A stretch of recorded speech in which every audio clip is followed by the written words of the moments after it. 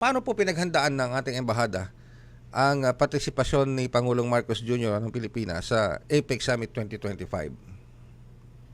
Mahabang pagpe-prepare po ito, sir. Mula pa nung nalaman natin na ang mag-host ay ang bansang Korea.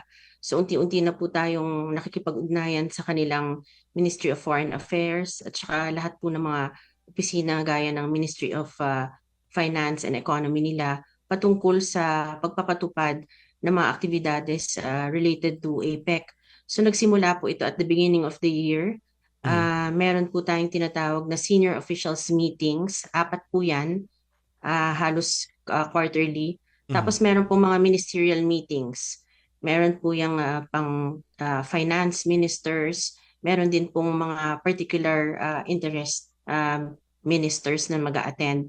Lahat po ng mga dokumento na yon, it will be forwarded to the APEC Economic Leaders Meeting, so much so that 40 of these documents will be inputted into the final documents hmm, nitong declaration, sinasabi nila, Gyeongju Declaration. mhm, So, sir, bigyan kayo ng history kung bakit ito yung area. Napakalapit po nung Gyeongju sa Busan. mhm, Yung Busan po yung kanilang 2005 hosting ng kanilang APEC. Magmula nung time na yon, 20 years ago, umunlad po yung Busan, no? mhm, mhm, It already started as an industrial city, factory, ganyan.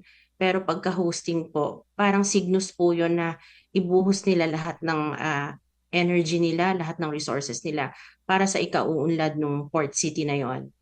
They will follow through with this hosting in Gyeongju.